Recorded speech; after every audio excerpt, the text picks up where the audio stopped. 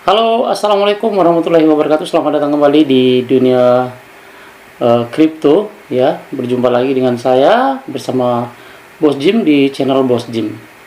Apa kabar kawan-kawan semua? Semoga kawan-kawan semua sehat selalu, diberikan kesehatan, tentunya rezeki yang melimpah pada hari ini, ya. Oke, dalam kesempatan kali ini, ya, saya akan memberikan sebuah rangkuman tentang roadmap, ya. Kali ini akan saya kupas secara singkat saja roadmap dari P-Network. Mungkin kawan-kawan semua mungkin sudah nonton di video saya sebelumnya, ya. Roadmap saya sudah bacain, saya sudah jelaskan tentang roadmap P-Network, dan hari ini, ya, di video kali ini saya akan merangkumnya, ya. Kalau saya rasa yang kemarin itu terlalu panjang, ya kawan-kawan, ya, terlalu panjang. Mungkin secara detailnya saya akan jelaskan hari ini tentang roadmap P-Network, ya. Oke, kita mulai saja. Tapi yang sebelumnya, teman-teman yang belum subscribe channel Bos Jim, silakan di subscribe dulu agar bisa memberikan edukasi dan penyemangat bagi teman-teman yang lain tentunya, ya. Oke, jangan lupa di subscribe channel Bos Jim dan di share dan di like tentunya. Oke, yang belum bergabung dengan P-Network silahkan bisa menggunakan kode pengundang saya, yaitu Bos Jim, sesuai dengan nama yang di channel ini, ya. Silahkan bisa menggunakan itu untuk bergabung di P-Network, ya. Ya, oke. Kita akan langsung rangkum apa itu roadmapnya, isinya apa, ya. Di roadmap itu sebenarnya ada tiga yang dibahas, ya. Yang pertama adalah fase beta, yang kemudian yang kedua adalah fase testnet, yang ketiga adalah fase mainnet, ya, jaringan utama. Itu hanya tiga yang dibahas, cuman memang penjelasannya agak panjang, ya. Oke. Kemudian kita akan membahas tentang fase pertama, yaitu fase beta, ya. Fase beta itu adalah fase pengenalan daripada P-Network. Bulan Desember 2018 yang lalu itu P-Network diluncurkan, ya. Diluncurkan secara publik di aplikasi store, di aplikasi Play Store ataupun di iOS. Nah, sebagai prototip alpha, ya, yang menggunakan pioner awal. Itu pioner awal dulu pada pada bulan Desember 2018. Kemudian pada tanggal 14 Maret 2019 itu buku putih Pi itu diterbitkan. Ya, diterbitkan, itu menandai peluncuran resmi jaringan Pi. Pada tahap ini, kemudian aplikasi Pi memungkinkan pioner, ya, untuk menambang Pi dengan berkontribusi pada pertumbuhan dan keamanan blockchain di masa yang akan datang. Jadi 14 Maret 2019 itu Pi sudah mulai bisa ditambang oleh pioner waktu itu, ya, 2019. Nah, itu adalah hari dijadikan sebagai hari Pi, ya, pada tanggal 15 2019. Oke, kemudian di fase beta ini ada beberapa pencapaian besar, ya, yang sudah dicapai selama fase beta oleh P-Network ini. Kemudian yang pertama adalah aplikasi Pi seluler network, ya. Aplikasi Pi seluler itu terdaftar dan dapat diakses melalui iOS App Store dan Google Play Store. Nah, itu, ya. Kemudian yang kedua, jaringan Pi tumbuh dari nol menjadi lebih dari 3,5 juta perintis yang terlibat pada saat itu, ya, pada 2019 mulai dari Maret. Kemudian yang selanjutnya adalah komunitas jaringan Pi secara aktif terlibat dengan proyek, ya. Komunitas jaringan Pi secara aktif terlibat dengan proyek melalui interaksi layar, beranda, aplikasi dan aplikasi obrolan. Di roomnya, chat roomnya udah mulai terlibat para pioner. Kemudian yang pencapaian yang terakhir adalah jaringan Pi waktu satu sudah menjangkau 233 negara di seluruh dunia, ya, 233 negara di wilayah di seluruh dunia. Itu pencapaian fase beta. Nah, kemudian kita lanjut lagi kemudian ke fase yang kedua, yaitu fase testnet. Nah, fase testnet ini, teman-teman, itu dimulai dari 14 Maret 2020. Makanya saya bilang pada tanggal 14 Maret ini pasti ada kejutan, ya. Kejutan dan kejutan terus setiap tahun. Mudah-mudahan seperti itu, ya. Jadi fase ini dimulai 14 Maret menandai persiapan kritis lainnya untuk transaksi ke blockchain terdesentralisasi, yaitu fase testnet, ya. testnet langsung dengan node terdistribusi dari seluruh dunia. Ya, itu fase testnet. Kemudian TESP itu ya, itu TESP hanya tersedia untuk tujuan pengujian ya, hanya tersedia untuk pengujian. Jadi tidak ada hubungannya dengan saldo akun Pi Anda ya. Jadi kita testnet itu tidak ada, hanya untuk pengujian saja, tidak ada hubungannya dengan saldo Anda, saldo Pi Anda ya.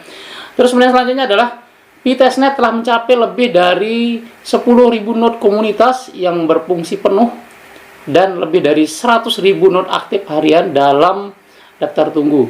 Dan seperti yang dijelaskan di bagian selanjutnya, akan terus ada tujuan pengujian di masa mainnet nanti ya. Nah, itu adalah fase testnet. Kemudian di selama fase testnet ini ada 3 strategi teman-teman, yang 3 strategi utama yang diadopsi oleh Pi Network, yaitu yang pertama adalah desentralisasi melalui testnet mode. Kemudian yang kedua adalah pertumbuhan melalui aplikasi Pi utama untuk penambangan seluler.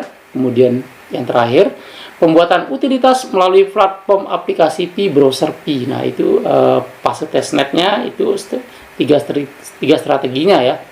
Dan kita lanjutkan lagi pencapaian besar ya, pencapaian besar yang dibuat selama fase testnet ini. Yang pertama adalah banyaknya versi perangkat lunak node yang mereka rilis ya. Kemudian yang kedua adalah platform Pi dirilis bersama dengan bahan utama infrastruktur ekosistem di Pi Network ya, walletnya, browsernya, KYC-nya, kemudian blockchain-nya, ya, dan lain-lain sebagainya yang diperkenalkan di Pi browser ya. Kemudian selanjutnya proyek testnet menjalankan hackathon online pertama di seluruh dunia teman-teman, dengan ribuan peserta dari dalam komunitas pioner. Proyek hackathon itu seperti Pi Mall ya, Pi Togo, PMI. Nah, itu yang dimaksud dengan hackathon ya, proyek-proyeknya. Kemudian selanjutnya jaringan Pi berkembang menjadi lebih dari 30 juta perintis yang terlibat, dan dari nol menjadi lebih dari 10.000 node ya, 10.000 node komunitas yang berfungsi penuh, dan lebih dari 100.000 node aktif harian dalam daftar tunggu. Nah, masih banyak yang daftar tunggu juga ya, masih banyak. Kemudian terakhir adalah capaiannya, jaringan Pi ini menjangkau hampir semua negara dari wilayah dunia, hampir menjangkau seluruh wilayah di dunia. Pi ini itu adalah pencapaian besar selama masa testnet ya. Kemudian fase ketiga yaitu fase mainnet, yaitu jaringan utama. Fase mainnet ini akan berlaku pada bulan Desember 2021 akhir nanti ya. Mainnet dari blockchain Pi akan ditayangkan. Migrasi saldo pioner ya dari akun telepon mereka ke mainnet dimulai selama periode Desember itu ya, mulai periode mainnet itu maksudnya. Kemudian autentikasi KYC dan perintis mendahului migrasi saldo mereka ke mainnet. Nah, jadi yang perintis yang udah lolos KYC maksudnya bisa mendahului migrasi dari saldonya ke mainnet ya. Kemudian yang ketiga adalah untuk memberikan waktu yang cukup bagi para pioner agar berhasil menyelesaikan verifikasi KYC mereka ya pada saat mainnet nanti ya. Mainnet ini akan diberikan kesempatan untuk KYC ya, tenang saja. Oke, mungkin teman-teman di mainnet ini akan ada 2 periode ya, memiliki 2 periode, yaitu intinya saja mainnet itu dibagi 2 tahap. Yang pertama adalah mainnet tertutup dan mainnet terbuka ya. Jadi mainnet tertutup dan mainnet terbuka. Nah, mainnet tertutup apa saja sih yang tidak boleh, yang tidak diperbolehkan di mainnet tertutup? Yang pertama ya, itu mainnet tertutup tuh nggak bisa ditukar ke duit, bros ya, nggak bisa ditukar ke duit ya, mainnet tertutup ya. Kemudian yang kedua, nggak bisa di swap ke kripto lain kalau mainnet tertutup. Yang ketiga adalah nggak bisa di list di exchange ya. Yang keempat, cuma bisa buat beli barang di market up hackathon saja, seperti di Pi Market, Pi Togo, kemudian market-market yang sudah disetujui proyeknya oleh Pi Network. Itu saja yang bisa dipakai ya, dipakai untuk tukar barang saja pada saat mainnet tertutup tentunya. Dan yang paling utama adalah cuma yang bisa itu adalah teman-teman yang sudah lolos KYC, ya, di fase tertutup. Oke. Kemudian nanti ada namanya fase terbuka, mainnet terbuka, ya. Nah, kalau di mainnet terbuka ini, yang pertama sudah bisa ditukar dengan duit, ya. Kemudian sudah bisa di list di exchange, bisa dikirim ke wallet lain, bisa di swap ke kripto lain. Apa sih tujuan daripada jaringan tertutup ini? Sebenarnya jaringan tertutup ini tujuannya sangat bagus, ya. Itu hanya bisa transaksi antar pioner saja, itu bagus. Kenapa? Dan tidak langsung dibuka dan tidak bisa langsung dibuka ke blockchain lain atau ke wallet lain, ya. Jadi teman-teman, tujuannya itu adalah untuk mempertahankan harga sebenarnya. Kalau teman-teman tahu, ya, kripto misalnya Pin itu sekarang langsung dibuka, itu para cukong akan beli, harganya kecil, maka akan terjadi pembelian yang sangat banyak. Teman-teman yang di luar sana pasti akan beli, akan menyerbu Pin itu koin kita, dan harganya tentunya waktu pertama kali masih sedikit, masih kecil, ya kan. Untuk itulah diadakanlah mainnet tertutup, itu tujuannya agar harganya lebih tinggi. Begitu sudah tinggi nanti, harganya sudah melambung tinggi, tentunya di komunitas ini terjadi exchange, pertukaran, jual beli, ya kan. Nah, harganya semakin tinggi, baru mainnet terbuka. Jadi sudah terbuka di situ, harganya sudah tinggi, tentunya akan menguntungkan para pioner, ya. Oke, kita lanjutkan lagi. Jadi V-Day itu tanggal 14 Maret 2022, ya, V-Day nanti ada mainnet direncanakan itu V-Day-nya mainnet terbuka antara tanggal 22 atau 28 Juni 2022. Nah, kesempatan nih teman-teman yang lock up kemarin, ya, kalau memang nanti terbuka, mainnet terbuka itu tanggal 28 Juni 2022, kesempatan Anda untuk lock up 100%. Kenapa saya bilang 100%? Karena kalau teman-teman lock up 2 minggu, ya kan, 2 minggu itu belum mainnet terbuka, itu masih ditukar dengan barang saja. Nanti pada saat Anda 6 bulan sudah lock up, itu akan terbuka, itu akan menguntungkan Anda. Sudah hasilnya sudah bertambah, mining bosnya sudah bertambah, kemudian mining terbuka, Anda sudah bisa bertransaksi ke blockchain lain atau di wallet lain, ya kan, di exchange lain. Nah, itu saran saya sih, karena sini udah keterangannya sudah ada, ya, mainnet tertutup dan mainnet terbuka. Di saat mainnet tertutup, silakan yang sudah lolos KYC silakan 100% aja lah, ya kan. 100% ini kesempatan. Saya juga udah 100%. Kemarin saya lihat 50% karena roadmap ini belum keluar.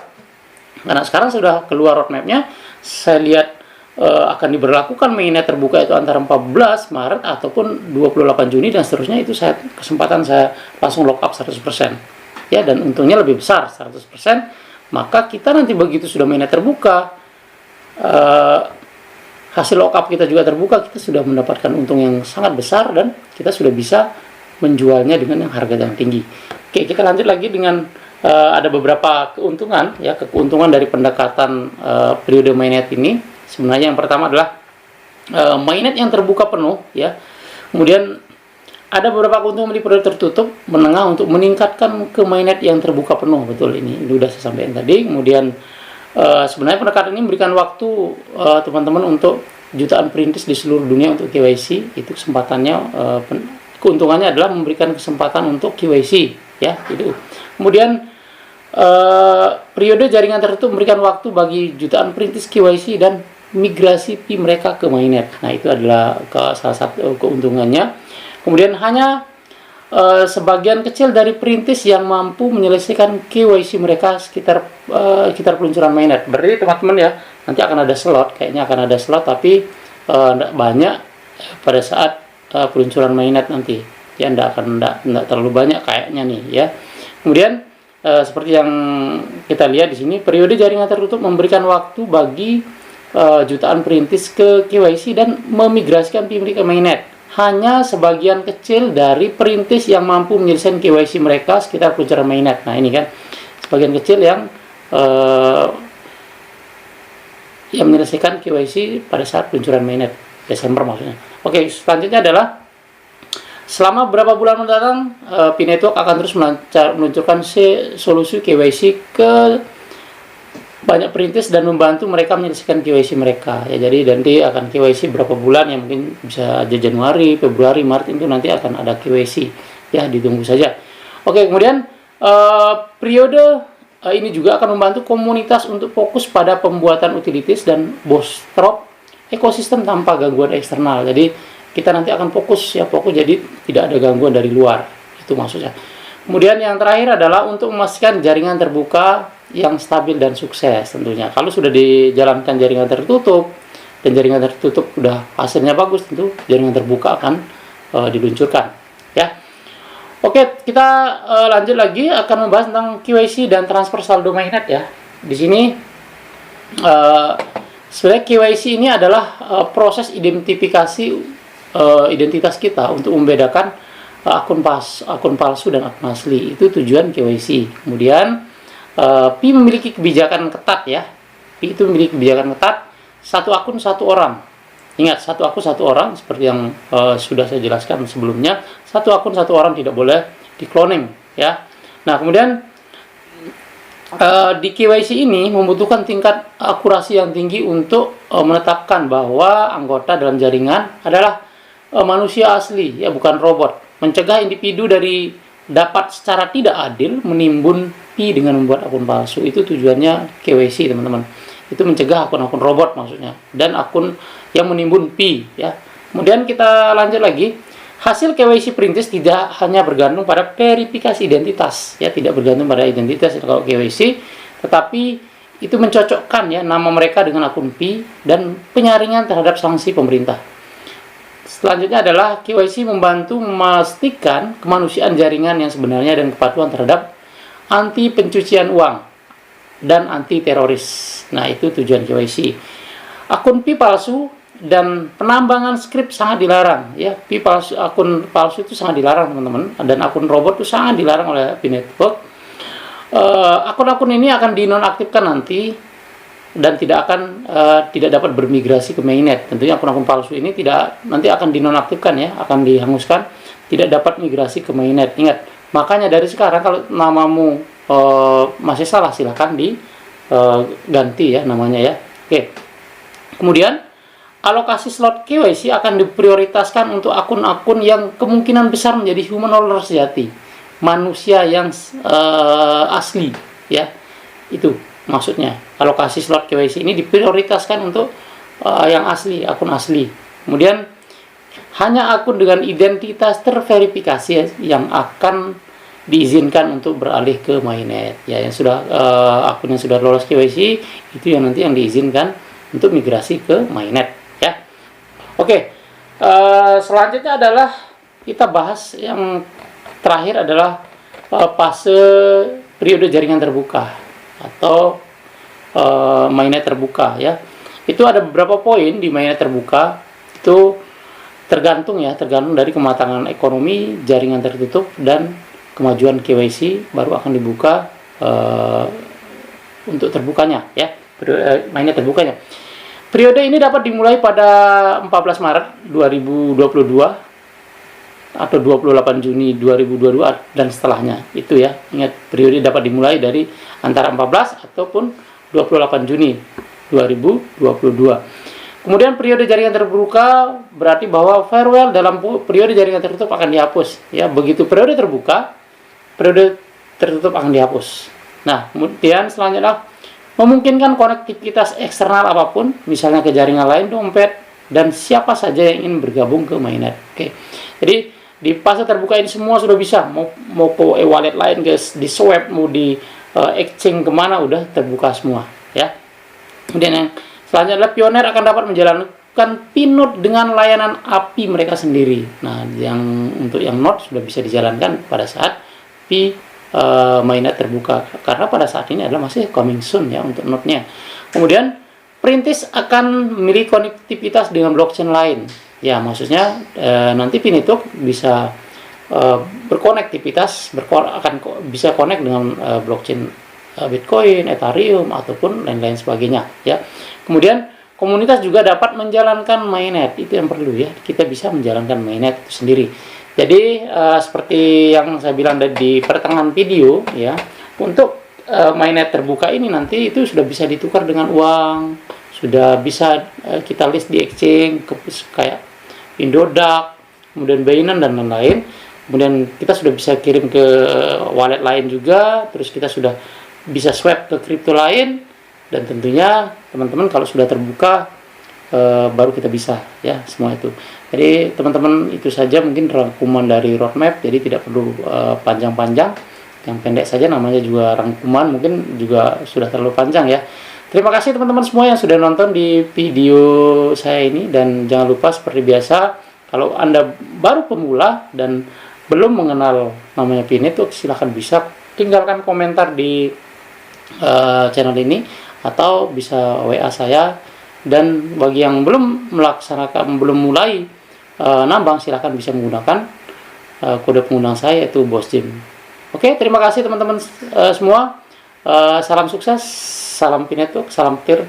Sekian dulu. Assalamualaikum warahmatullahi wabarakatuh.